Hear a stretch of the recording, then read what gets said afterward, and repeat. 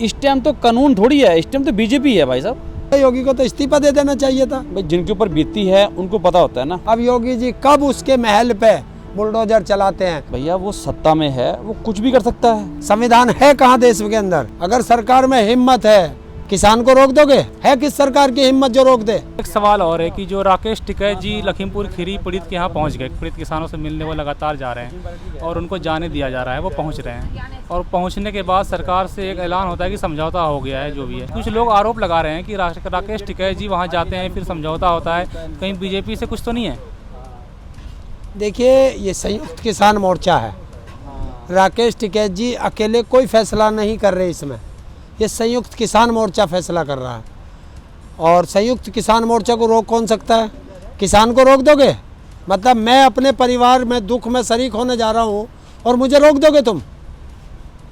है किस सरकार की हिम्मत जो रोक दे?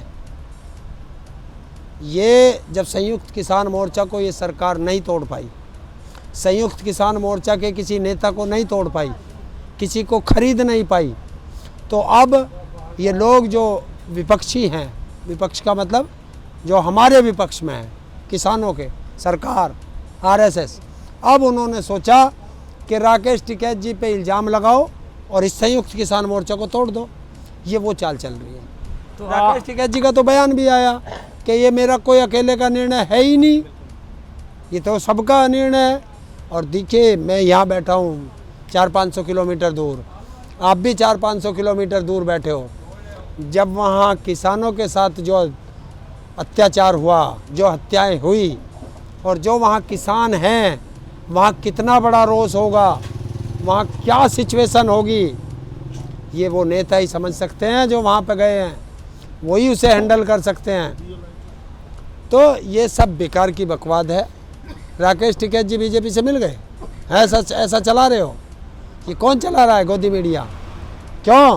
कि उनको तो एजेंडा दिया गया कि अब जो है इन्हें ऐसे करके तोड़ो। तो ये सब देश की जनता जानती है, सब किसान मजदूर जानता है कि सरकार की चाल है। ना रुकावट के कौन पहुंच रहा? शेर को कभी रास्ते की ज़रूरत नहीं पड़ती। अगर तुम शेर हो तो जाओ ना कूदते फानते, कोई ज़रूरी है मैं हवाई जहाज़ से ही जाऊँगा? बताइए आप। अगर मैं ही हूँ, मैं किसी बड़े घर का हूँ, तो मैं पहले सोचूंगा एसी में चलूँगा, ये करूँगा, वो करूँगा, हैं? अरे एक वो स्वर्गीय चौधरी चरण सिंह के पुत्र हैं, वो गए हैं नाले नूले कूद काद के पहुँच गए परिवार में। अगर तुम्हें दर्द है, इस किसान का दर्द है तो जाइए, और अगर सरकार रोक रही है तो जेल जाइए। राजनीति ना कीजिए। देखिए, मैं किसी के पे इल्ज़ाम नहीं लगा रहा, और अगर मुझे रोक रही है और मुझे ये लग रहा है कि मैं एक राजनीतिक पार्टी का नेता हूँ और मेरे पास जनाधार है, तो अपने जनाधार से कहिए ना, आओ सड़क पे शांतिपूर्वक और करो जेल भरो आंदोलन।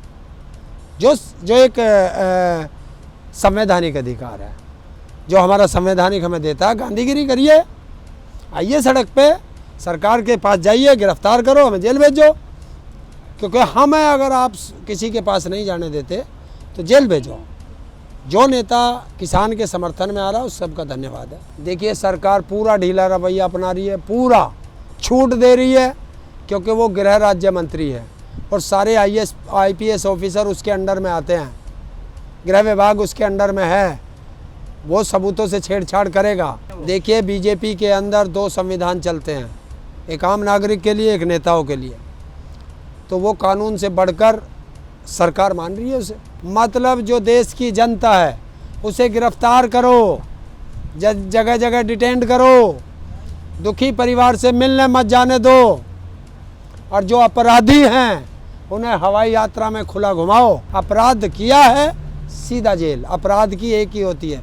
मैं तो देख रहा हूँ अब योगी जी कब उसके महल पे बुलडोजर चलाते हैं, और अगर उसके बुलडोजर नहीं चला तो योगी भी दोषी है, योगी को तो इस्तीफा दे देना चाहिए था।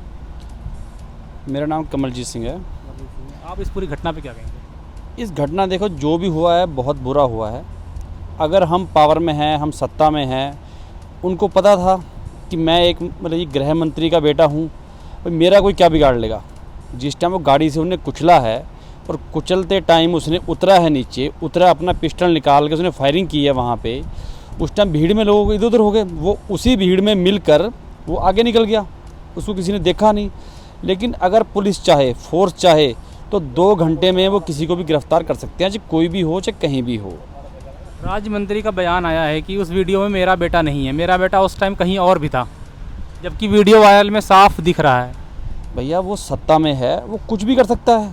वो किसी भी होटल का बिल दिखा देगा भाई, किसी भी एयरलाइंस की टिकट दिखा देगा भाई, कहीं की वीडियो मंगवा लेगा, कहीं की कहीं वीडियो अपडेट करा देगा। जो पावर में है सुनी उसकी जाएगी। लेकिन इतनी दुनिया वहाँ इन्होंने ऐसे काम किए हैं, ऐसे घिनौने काम करे हैं, जो हम उसका अफसोस नहीं कर सकते हैं। वो तो भाई जिनके ऊपर बीती है उनको पता होता है ना। इस टाइम तो कानून थोड़ी है, इस टाइम तो बीजेपी है भाई साहब। इस टाइम तो भगवान जी भी नहीं है, इस टाइम तो सिर्फ बीजेपी है। जो बीजेपी ने कह दिया बस वही है। मतलब बीजेपी संविधान से बढ़कर हो गई है। सब कुछ बढ़कर होगी, सब कुछ वही है इस टाइम बस। बाकी कोई मरे कोई जिए, तुम एक बीजेपी की गाड़ी को थोड़ा ऐसे थप्पड़ मार के दिखा दो कहीं रास्ते में जरा, फिर देखना वो तुम्हारा क्या हाल करते हैं। यहाँ इतने इतने लोग बेचारे बैठे हैं जिनके घर में रोटी तक नहीं है, वो कैसे ना कैसे यहाँ अपनी संगत लगा रहे हैं, अपना लंगर चला रहे हैं। कैसे क्या दुनिया बैठी है, ये किसी ने नहीं आज तक यहाँ आके देखा। संविधान की धज्जियाँ उड़ाना अगर तुम्हें सीखना है तो वे बीजेपी से सीखो।